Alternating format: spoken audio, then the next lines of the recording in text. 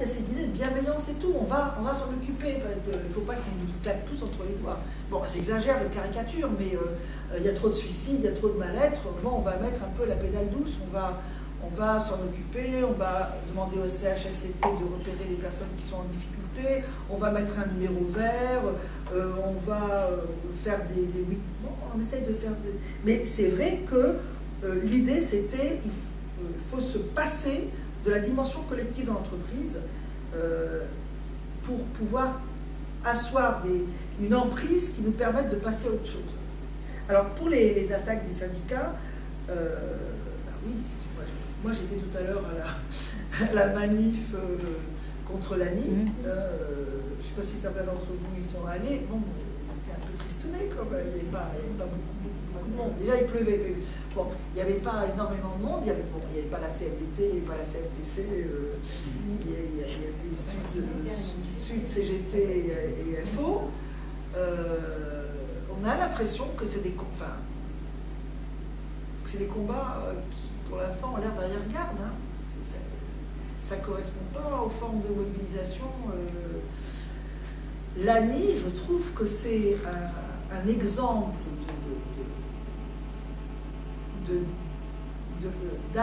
d'accord, mais je dirais même pas rétrograde. C'est quelque chose qui est incompréhensible pour moi. C'est incompréhensible. Parce que c'est une manière de stigmatiser les salariés en disant bon, il y a la crise, ça ne va pas, etc.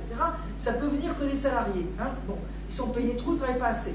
Donc quand ça ne va pas, que l'entreprise déclare officiellement que ça ne va pas, eh ben, on va les obliger à travailler plus et à être payés moins. Mais je veux dire, c'est quand même, il y a quelque chose qui est aberrant. Parce que il n'y a eu aucune enquête qui consisterait à dire attention, peut-être nuancer, là, il faudrait calculer aussi dans les entreprises le poids que pèsent les coûts salariaux par rapport aux autres coûts.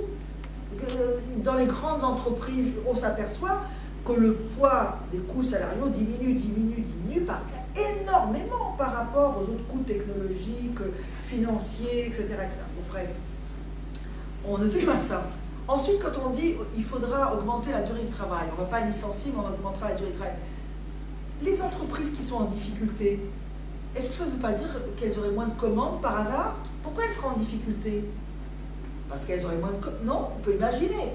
Donc, si elles ont moins de commandes, pourquoi elles sont obligées, avec les mêmes salariés, de les faire travailler plus longtemps? On est dans des situations qui semblent absolument aberrantes, non? Oui. Rationnellement, c'est incompréhensible. Enfin, voilà. Alors, bon, effectivement, je crois que les syndicats, bon, je mets à part la CFDT, CGC, CFTC, les syndicats qui sont revendicatifs et combatifs n'ont pas trouvé un repositionnement, il me semble encore, qui leur permette d'être crédibles et mobilisateurs. Parce que pendant les années 50, 60, 70, ils étaient extrêmement performants, les syndicats. Hein.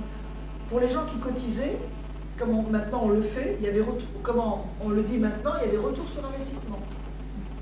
Oui, on prenait sa carte, mais on se mobilisait, on faisait grève, etc.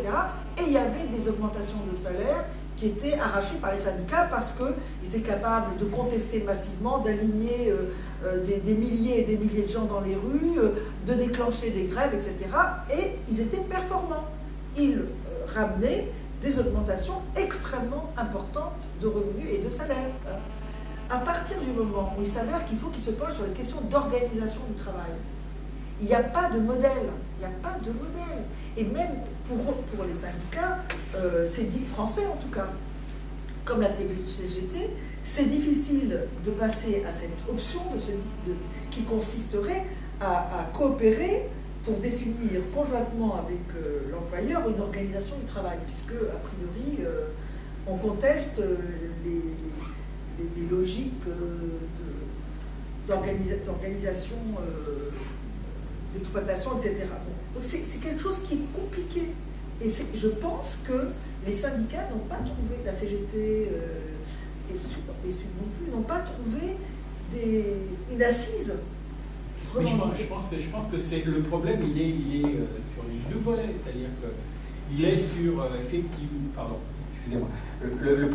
La question, elle est sur les deux volets. Elle est sur la question de la prise en, comment dire, la prise en charge véritable des questions qui sont au cœur d'aujourd'hui, qui sont les questions du rôle structurant du travail dans la vie, tout simplement.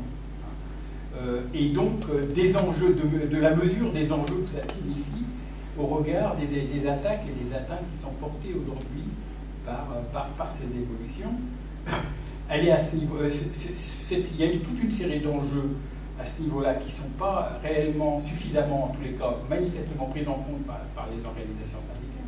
Et d'un autre côté aussi, comment dire, il est au niveau de l'intelligence, de qu'est-ce que ça veut dire négocier, et donc des pratiques de négociation qui sont incroyables, qui consistent effectivement à, comment dire, en fin de compte, disons les choses, à dévoyer l'idée même de négociation dans des accords qui sont, en fin de compte, complètement à l'encontre des visées de l'organisation syndicale. Et là, ça pose aussi un problème, non seulement au niveau des organisations syndicales, mais aussi au niveau, je m'y mets dedans, au niveau des, et je mets dedans la collectivité des chercheurs, au niveau même de la réflexion théorique et pratique sur ce que c'est que les négociations collectives et les enjeux des négociations collectives sur ces, comment dire, par rapport aux thèses qui sont défendues par le patronat sur ces questions. Là, il y a vraiment une question de fond. Bien sûr, il y a une vraie question de fond. Mais bon, c'est transitoire, j'espère.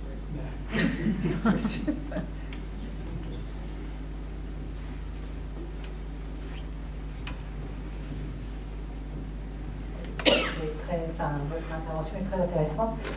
Par rapport au débat là tout de suite, est-ce que vous ne pensez pas aussi que les syndicats qui sont donc composés de militants syndicaux, donc de salariés, ils sont eux-mêmes touchés par cette organisation du travail et donc aussi confrontés à des situations où c'est quand même très compliqué de militer aujourd'hui dans un syndicat, dans une entreprise.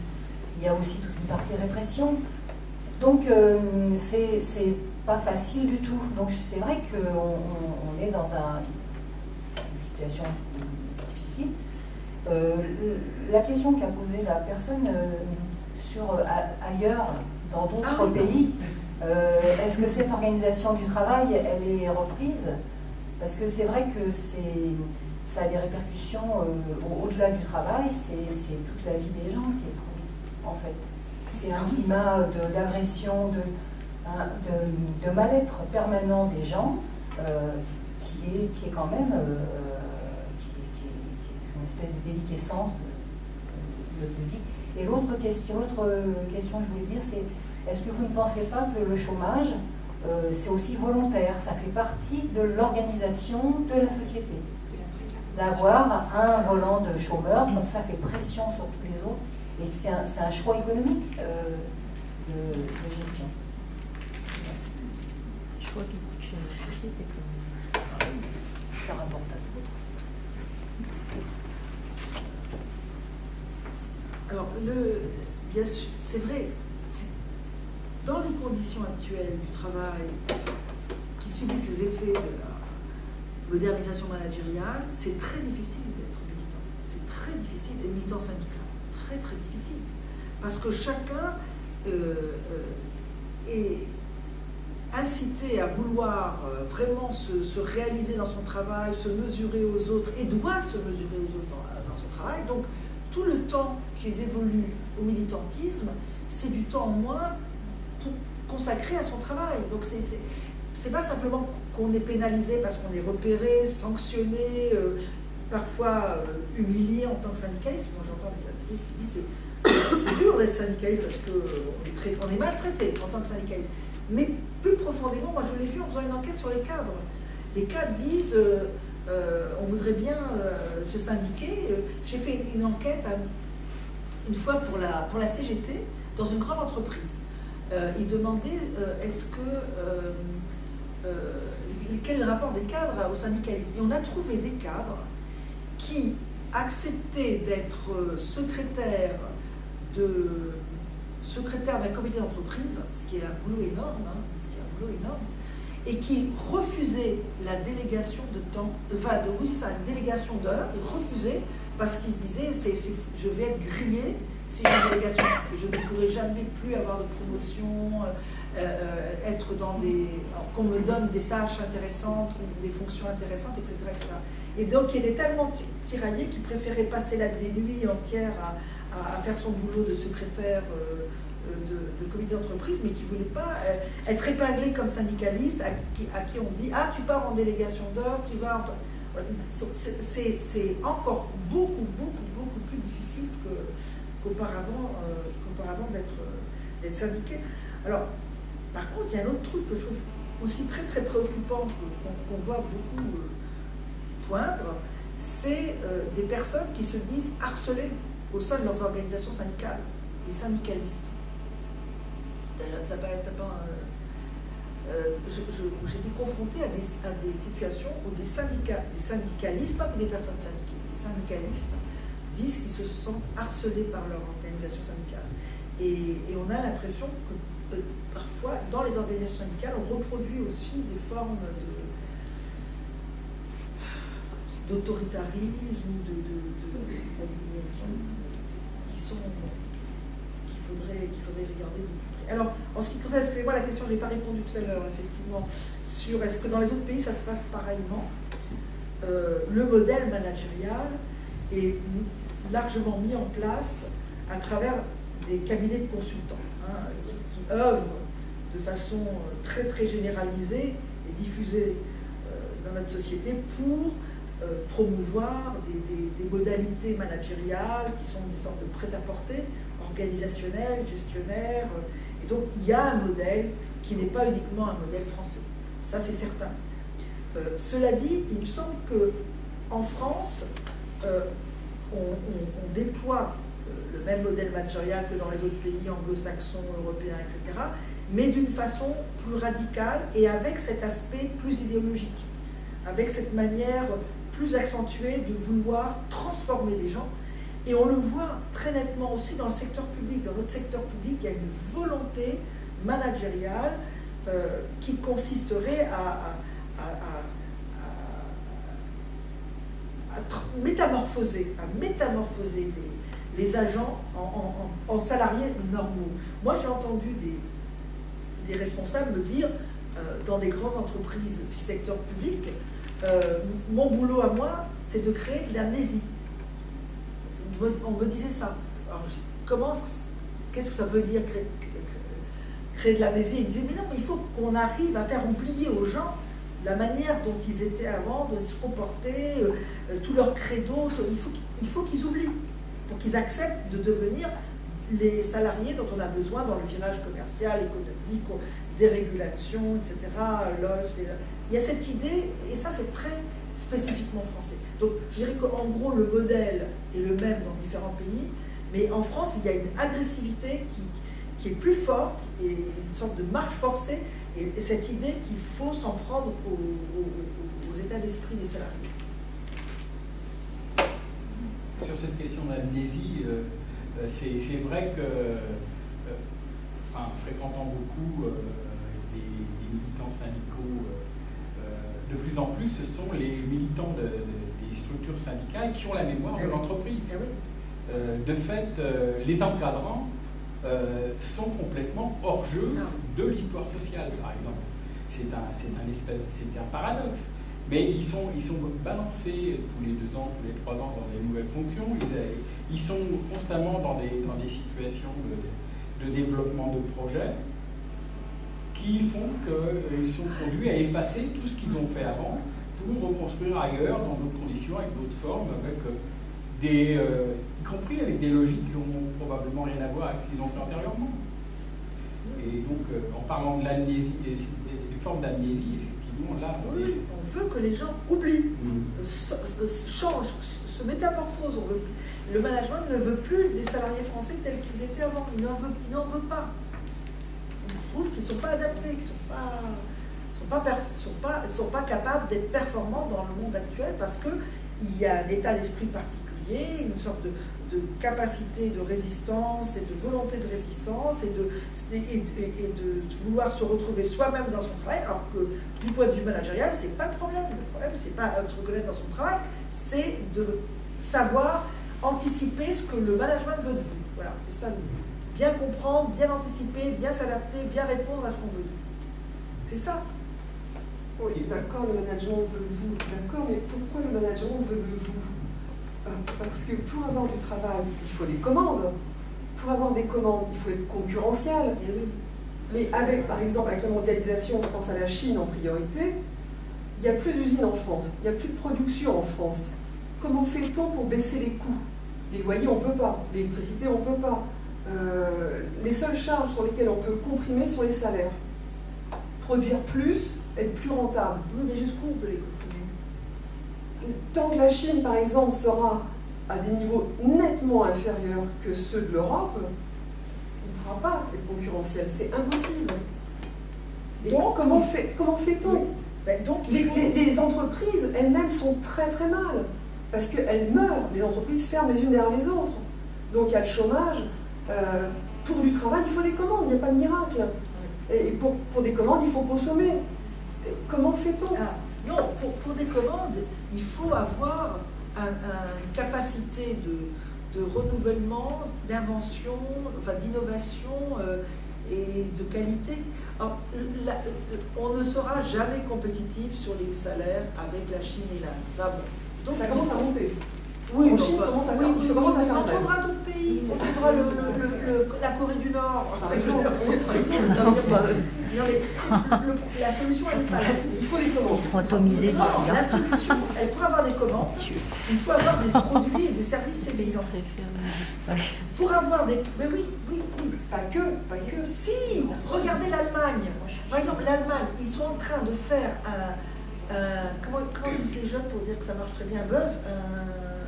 Enfin, bref, ils ont une success story fantastique avec les automobiles de luxe. Ils ont, mais oui, mais parce que il y a des clients pour ça. il y a des clients pour tout, partout. Oui. Et ça, il faut les trouver. Et il faut trouver des Parce services. qu'il y a des gens parmi nous qui prennent du luxe, des voitures de luxe. Mais c'est pas le Il n'y problème. a pas beaucoup de clients. Il y a des Mais le problème n'est pas là. Le problème, c'est de trouver des niches, des segments de marché pour lesquels on puisse aller là où il y a de l'argent. C'est l'argent. Et l'argent, il y en a beaucoup. Il y en a énormément dans les pays, en Russie, en Chine, il y a des milliardaires à tire-larigot. En Inde aussi, dans les pays du Moyen-Orient, il y a bon, la France, à un moment donné, je ne sais pas si vous vous souvenez qu'il y avait le choc pétrolier. Qu'est-ce qu'on disait? La France, elle n'a pas de pétrole, mais elle a des idées. Hein? Oui. Et bien c'est fini les idées. On n'en parle plus. On n'en parle plus. Le problème, c'est que toute je dirais, l'absurdité managériale réside dans le fait que la posture d'appel, c'est la défiance systématique à l'égard des salariés. Au lieu de dire on est un pays d'exception où les gens s'engagent plus fortement qu'ailleurs dans leur travail, mettent plus fortement qu'ailleurs leur honneur dans leur travail. Pourquoi ne partirions-nous pas de ça, de cette volonté d'avoir des salariés qui veulent devenir des bons professionnels, être excellents, montrer qu'ils sont bons, etc., pour innover, faire de la qualité, trouver des segments.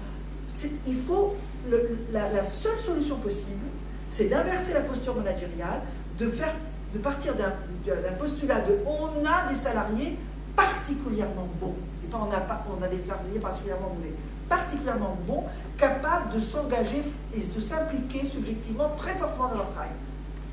Donnons-leur le moyen de faire leurs preuves. Et on trouvera, il y aura de l'invention, il y aura de la qualité, il y aura des choses qui vont se passer, des brevets. En France, par exemple, on a des brevets, on a des médailles, on a des prix Nobel, parce que la recherche, elle est encore un peu, elle échappe à tous ces...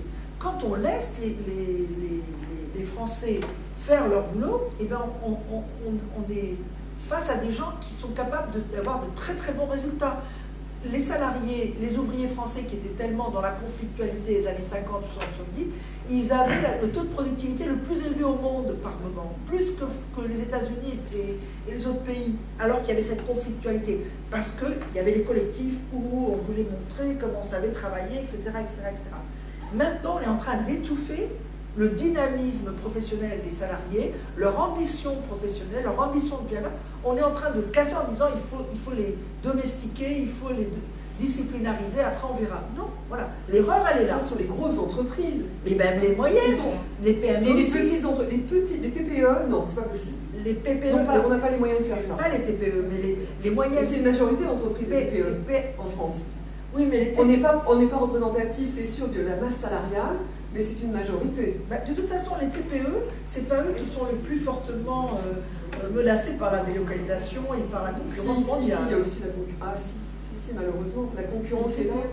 La concurrence Par est là à tous les niveaux. Et quand vous voulez vendre quelque chose, vous avez le concurrent qui est moins cher parce que lui va sous-traiter ailleurs et ainsi de suite. C'est malheureusement la réalité. Les TPE, les toutes petites Oui, entreprises. tout à fait. Ah oui. Oui. Parce que moi, je pensais surtout à tout ce qui est le commerce, notamment. À tous les niveaux, ça marche malheureusement. La concurrence est là. Et regardez, mais oui, Il y a mais plus de ça, services qu'on ne peut pas exporter. ça va changer parce que regardez ce qui se passe sur le plan de la viande. Regardez ce qui se passe maintenant avec certains produits chinois qu'on trouve très dangereux, qui explosent, qui brûlent, qui machin, etc. Donc ça, c'est pas. Voilà, ça va- c'est long. Oui, Le retour oui, va être long. oui, mais on voit bien. On voit Ouais, bien, mais il y a on voit déjà bien, des ça, prémices, voilà, on voit tout à bien qu'il y a fait. que la qualité, ça peut avoir son sens aussi. Bon, moi, mais je suis convaincue que la grande erreur managériale, de leur point de vue, c'est de penser qu'il faut qu'ils cassent les salariés avant de passer à autre chose, alors qu'il faut miser sur cette particularité des salariés si on veut avoir des entreprises. Vous avez les actionnaires qui font quand même une énorme pression, qui veulent toujours plus de rentabilité. Comment faire quand vous voyez qu'une entreprise qui licencie, une grosse entreprise évidemment, pas une petite qui n'est pas cotée, une grosse entreprise qui licencie, ses actions prennent tout de suite un gros pourcentage. Oui, C'est aberrant. oui, C'est parce aberrant. mais parce que les entreprises font pas leur boulot. C'est pas. Avant, il y a. Bon, c'est pas du tout pour les mettre en. Les déforesteurs, mais avant, il y avait des patrons industriels. Ils géraient leurs entreprises. Ben oui, ils connaissaient le métier. Ils connaissaient le métier. Ils connaissaient. Ben non, ben oui, mais je trouve qu'il y a une défaillance managériale énorme. Ils ne connaissent pas leur boulot. Les gens ils veulent sont du mauvais. profit. Ils sont Du mauvais. profit. Les actionnaires sont là pour faire la pression. Et s'il n'y a pas de résultat, les actionnaires vendent leurs actions, ils achètent autre chose. Et hop, ça plonge. Mais ce n'est pas, uniquement au niveau des actionnaires, ça se rencontre aussi au niveau des cadres et cadres supérieurs, qui ont de plus en plus cette culture du désinvestissement de leur travail. Moi, je rencontre des gens aussi à ce niveau-là, où en fin de compte, ce qui compte, c'est effectivement pour eux, c'est les objectifs qui leur sont donnés par leur conseil d'administration. Mais c'est une démission, tout simplement. C'est-à-dire qu'il Il y a aussi le manque de remerciement, le manque de reconnaissance, parce que vous savez que du jour au lendemain, vous pouvez être remercié parce qu'il va y avoir une fusion, et puis au revoir et merci. Quand il y a le merci, c'est déjà pas mal. Oh, Voilà, ça malheureusement, c'est ça. Michel, merci. Oui, voilà, mais c'est maintenant, du jour au lendemain, on peut disparaître, l'entreprise va être rachetée parce que ceci, cela, X raisons, et demain, tout le monde se retrouve dehors. Donc les gens, je comprends qu'ils n'aient pas envie non plus de s'investir comme ils ont pu le faire il y a X années, parce qu'il n'y a aucune certitude, aucune. Oui, mais le problème, c'est qu'ils s'investissent beaucoup, mais pour leur compte personnel. C'est ça le truc. C'est ça, et ça, on paye la stratégie qui a été mise en place d'individualisation, de mise en concurrence, de rétrécissement du périmètre d'investissement des gens. Ils bossent pour eux, les gens. Ils ne bossent plus pour la société, pour autrui. Il y a plus la reconnaissance de la société, c'est fini ça. Et avant, il y avait un esprit d'entreprise. Il y a pas mal d'années, mais maintenant c'est fini ça. Qui a l'esprit d'entreprise maintenant? Il n'y a plus l'entreprise changeant de nom tous Ben les voilà, quelques ça change sans années. arrêt, du jour au lendemain, ça peut changer. Ouais. Et pourquoi s'investir pour un hypothétique remerciement? Je crois qu'on sort de la question du travail. Non, on est Parce que toujours en justement- travail. Pourquoi travailler parce que plus? justement, un des mystères, c'est que tous les enseignements, la réflexion sur le travail d'aujourd'hui, c'est que le travail produit beaucoup plus, et dans des sens beaucoup plus inattendus que ce qu'on croit au niveau du travail. Le travail, ça produit des personnes. des personnes au travail, et C'est fondamental. et des personnes qui sont, comment dire, qui peuvent se développer dans de multiples dimensions, et ça, il faut reconnaître aussi qu'il n'y a pas suffisamment de prise en compte, et y compris de relais et de connaissances dans ce domaine, sur ce qu'apporte la connaissance du travail. Les gens parlent très peu de leur travail en famille maintenant. D'ailleurs, parler de son travail, qu'est-ce que ça veut dire? Pour la plupart, chacun peut parler de son travail, pour l'autre, c'est complètement incompréhensible. Parce que le problème, c'est les points de repère. Effectivement, on n'a pas les points de repère de l'autre pour pouvoir, ne serait-ce que pour échanger, ou alors il faut un certain temps. Donc, ce qui est en jeu aussi par rapport à ça, c'est ça part dès le départ de cette capacité ou non à pouvoir effectivement avoir du plaisir à raconter et à expliquer ce qu'on fait et où on prend du plaisir à faire ce qu'on fait. Aussi, parce que cette question du plaisir au travail est aussi une question complètement importante qui est l'autre face de la souffrance au travail, mais dont il faut parler aussi, qui est au moins aussi importante, parce qu'on comprend pas autrement pourquoi il y a effectivement une forme de mise en éclairage univoque que la question de la souffrance au travail, alors que pour plein de gens, le travail est une source de multiples compensations qui ne sont pas dites non plus. Et ça, il faut quand même. Et on s'en aperçoit énormément lorsqu'on est privé de travail, d'ailleurs. On voit bien là l'émergence de la souffrance, de la privation, à quel point, y compris chez des ouvriers, des ouvrières, qui avant étaient dans des conditions de travail épouvantables. Quand on écoute des militantes et des militants de chez Business et autres, on entend ça. Les anciens qui se sont battus, etc. Mais cet univers-là ne leur est pas sorti de la tête. Pourtant. Parce que cette représentation est quand même une représentation de l'existence. Et en dehors de cette représentation de l'existence, c'est plus compliqué. Hein. Il y avait encore une question ici, je crois. Oui, j'essaie d'intervenir. Moi, je travaille dans une institution de retraite prévoyance et on a été converti aussi en société d'assurance. Donc, par rapport à la pérennité de l'entreprise, quand la petite entreprise aujourd'hui, ou grand groupe, comme je le suis, je crois qu'on est aussi instable au niveau de l'emploi aujourd'hui, en sachant que les décisions politiques que l'on pourrait prendre au niveau syndical ne seront plus à notre niveau, au niveau de l'entreprise, mais bien au niveau effectivement de confédération, même au niveau des syndicats. Donc il y a des logiques qui nous échappent, hein, ça c'est clair. Mais par rapport à tout ce que vous avez dit, moi je trouve aujourd'hui une réponse à tout le mal-être qu'il y a dans le groupe, parce qu'effectivement beaucoup de salariés n'ont pas le sens aujourd'hui de leur travail. L'entreprise a oublié l'objectif pour lequel elle a été créée. Et effectivement, la financiarisation, là, on peut dire, fait vraiment crée des gros problèmes, dans le sens où, même des désastres, dans le sens où même la manière qu'on a d'être géré ou managé provient effectivement de cette volonté d'avoir des résultats financiers en priorité. Et je travaille dans la prévoyance, donc quand j'ai en face de moi des gens malades, la financiarisation, là, on se cotine, quoi. Entre la qualité de service rendu et puis le temps passé au téléphone qui doit être arrêté à 3 minutes ou des choses comme ça. Donc, effectivement, et il y a ce qu'on n'a pas parlé aussi, c'est les techniques technologiques qui sont utilisées. Où l'informatique fait vraiment détruit carrément l'autonomie, la responsabilité des salariés. On a des process, si on les applique pas, on est tout de suite convoqué ou un index. La productivité, c'est pas d'avoir un dossier qui soit réglé, mais c'est surtout d'avoir réalisé un process. Donc c'est vrai qu'il y a un non-sens par rapport au travail. L'infantilisation, on n'en parle pas, mais c'est énorme aujourd'hui au niveau du travail. On n'a pas le droit de penser par soi-même, même par rapport à ses vies privées. On a besoin de se justifier sur tout ce que les actes que nous faisons en termes de dossiers, en termes de pourquoi on n'est pas là, pourquoi on a une absence, pourquoi on a un empêchement, pourquoi on a une maladie. C'est très très intrusif. Et là, dernièrement, on vient de nous mettre l'enregistrement de nos accueils téléphoniques. Et c'est terrible parce qu'on s'aperçoit qu'on nous enlève encore plus le relationnel qu'on peut avoir entre collègues. Un collègue qui appelle pour un dossier, pour quelque chose, ou voir un adhérent qui nous appelle puisqu'on fait de la mutuelle et qui d'un seul coup se confie. Et là, on s'est aperçu qu'on avait du mal à être nous-mêmes.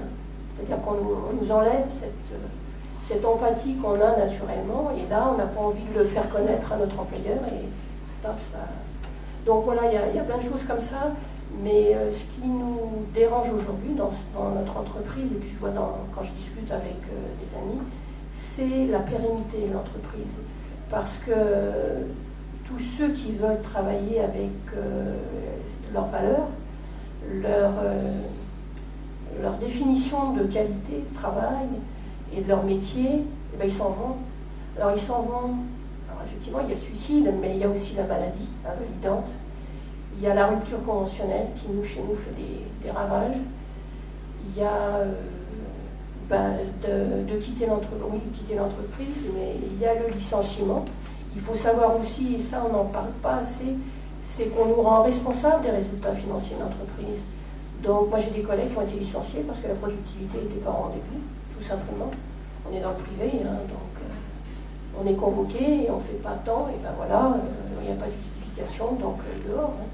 C'est un manque de résultats, on est licencié pour manque de résultats. Donc même dans les métiers de service, comme on dit.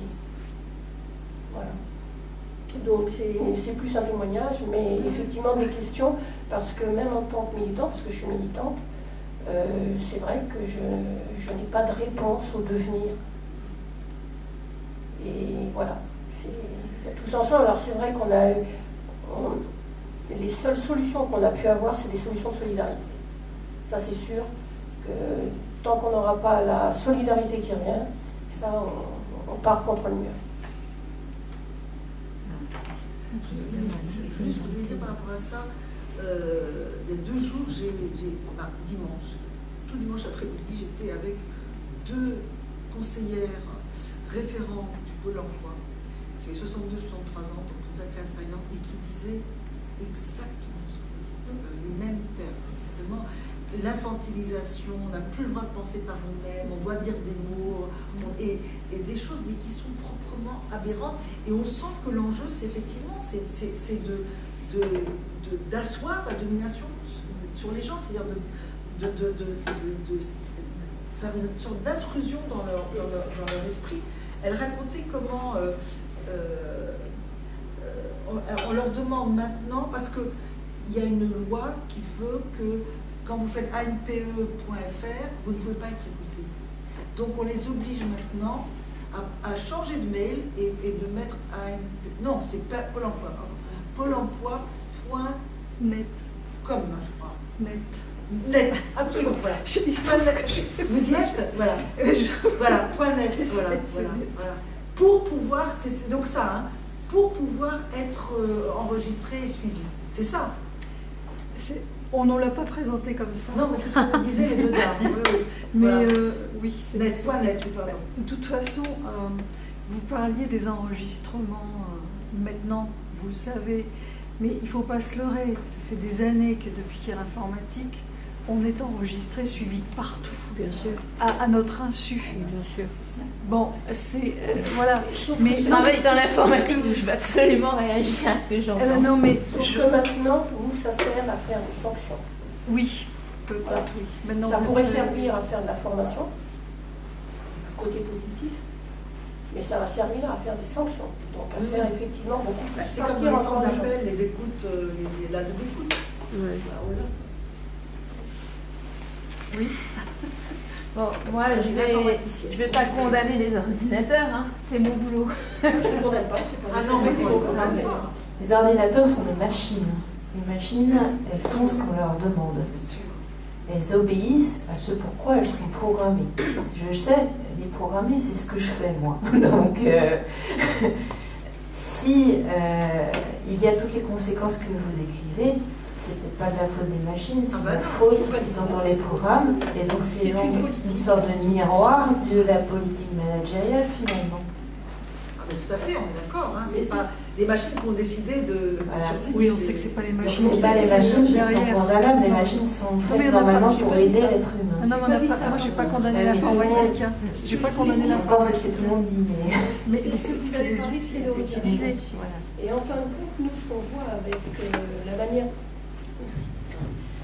Ce qu'on voit avec la manière dont est utilisée l'informatique, attention. La manière d'utiliser l'informatique, c'est effectivement une forme de taylorisation, c'est-à-dire nous avons des découpages. C'est-à-dire que même si nous savons gérer et si nous avons un savoir-faire sur un ensemble de process, au jour le jour, on nous donne une activité. Et l'activité, c'est uniquement faire tel acte. Même si on voit autre chose sur le dossier. Tel acte. Ah oui. On fait un acte, on fait un process. Même si on voit autre chose. On a l'ordre de faire que ça. Et on a une productivité uniquement répétitive que sur ce qu'on nous a demandé. Donc le taylorisme, là, il revient. Et effectivement, c'est aussi mettre mal à l'aise tous les gens qui ont des connaissances et des savoir-faire beaucoup plus vastes. Et on les réduit à les utiliser que partiellement. Et ça, il y a c'est une très grande souffrance pour les gens. Tout à fait. Et par exemple, sur les dames du Pôle emploi, elles racontaient comme à un moment donné, juste avant qu'il y ait la fusion, donc c'était en 2008 la fusion, c'est ça? Oui. Juste avant la fusion, on leur avait demandé d'aller faire l'accueil, le double accueil aux acédiques. Et une dame, l'une d'entre elles disait, moi je faisais la potiche parce que je ne connaissais pas, je ne me sentais pas du tout compétente, et c'était même dangereux parce que les gens me demandaient des choses, c'était très embrouillard et moi j'arrivais pas à répondre. Donc une fois j'ai dit, je ne voulais pas, et du coup je suis restée dans mon bureau et j'ai fait le boulot que j'avais à faire. Et elle dit, on m'a enlevé mon 30e. Parce que je n'ai pas fait ce qu'il voulait que je fasse, même si je ne servais à rien là-bas, mais il fallait que je fasse. C'est ça la domination, le fait de casser les gens. Elle a dit l'enjeu c'était que je fasse ce qu'on me dise faire, même si je ne pouvais pas le faire, je n'avais pas les compétences, il fallait que j'aille là où on me dit faire. Alors que j'étais restée à travailler toute la journée et à avancer mon travail, on m'a enlevé le 30e, alors qu'elle travaillait. Extraordinaire quand même. Donc c'est un exemple de vraiment de ce rapport de force. Mais vous savez, même au niveau des connaissances, au niveau de la formation, vous parliez de la formation tout à l'heure. Nous, on a un système au niveau de soi-disant des montées en puissance en termes de connaissances. On est accompagné. On est accompagné au moins une fois par semaine par donc un encadrant. Et suivant le dossier ou la communication que nous avons, soit nous avons des acquis qui sont acquis, ou soit pour la même chose, 15 jours après, on peut très bien ne plus avoir cet acquis-là. Suivant la situation. C'est complètement aléatoire. C'est-à-dire qu'avant, la formation, elle était construite, elle était suivie pour que effectivement le salarié monte en puissance en termes de connaissances. Aujourd'hui, on va former suivant comment un dossier arrive sur poste de travail. Il n'y aura plus aucune cohérence dans la construction de la formation.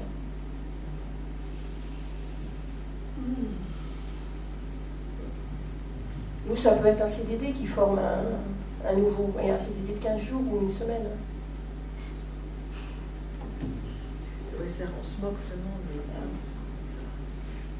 Mais alors, qu'est-ce qu'il faut faire? C'est vrai que c'est très noir ce que vous nous décrivez là, depuis 2 heures. Ça fait presque peur. C'est très vrai en même temps. Moi j'ai vécu, tout ce que vous avez expliqué, je l'ai vécu dans une boîte américaine, Xerox. Donc les années 80 avec tout ce que vous avez décrit, je l'ai vécu. Et puis maintenant je travaille chez France Télécom. Donc, voilà, donc... Et c'est épouvantable, quoi. Je me sens, j'ai l'impression d'avoir vu 30 ans de carrière là défiler en 2 heures. C'est horrible. Oui, mais vous savez, je pense que avoir conscience de ça, c'est déjà une arme. Ouais, mais... Une norme pour quoi faire? Déjà pour le vivre autrement. Oui, mais ça, est-ce que ça apporte du travail? Non, ça apporte pas du travail, mais par exemple, des gens qui vivent des harcèlements, parce que c'est, sans aller jusqu'à le harcèlement passif de la loi, mais cette mise en question de la personne, cette horreur que vous vous dites, quand vous savez que c'est pas vous le problème, c'est déjà un progrès, ça aide. Moi, je suis au CNRS, le Centre national de recherche scientifique, et on m'a demandé, en tant que sociologue, la direction du CNRS, de faire des sensibilités aux risques psychosociaux. Et une des personnes qui m'organisait mes moments de sensibilisation, donc elle venait avec moi, c'est une personne de l'ARH du CNRS. On a fait plusieurs réunions dans différentes régions, etc. Elle était très à l'écoute, tout ça très intéressant. Je l'ai revue par hasard hier, et à une autre réunion, elle était effondrée. Je lui ai dit, mais qu'est-ce qui se passe? Alors, elle est en bis-bis avec son directeur. Je lui ai dit, mais alors ça va pas du tout. Elle me dit, c'est-à-dire que je suis très embêtée, mais heureusement, ça m'empêche pas de dormir. Et elle me dit, grâce à tout ce que j'ai entendu, discuter de toutes les sensibilisations, je comprends que ça arrive à tout le monde. C'est pas du tout un signe de quoi que ce soit. C'est pas que je suis parano, c'est que c'est vrai. Parce qu'on dit souvent aux gens, mais t'es parano, t'es pas absolument tout c'est dans ta tête, etc. Je sais que c'est vrai puisque ça existe tellement souvent. Ensuite, je sais que c'est pas moi le problème, c'est l'organisation, etc. Et donc ça aide déjà. Ça aide les gens à ne pas tomber en dépression, à ne pas se suicider. Après, la prise de conscience collective, ça peut déboucher sur à un moment donné, des participations à des mouvements. Moi, je ne suis pas pessimiste. Le problème, c'est que ce qu'on nous envoie, ce que les médias nous envoient depuis des années, ce qu'on entend, c'est vous êtes des méchants Gaulois réfractaires, vous êtes la productivité c'est zéro. Enfin, après vous parliez, voilà, c'est ça, exactement. Alors que, voilà, et vous exactement. Non, on a l'intensité productive la plus forte. Voilà, oui, mais ça, vous le savez quand vous lisez certains magazines. Oui, mais il y a la mondialisation. Non mais attendez, au Japon, non, mais oui, la productivité non plus. La productivité française.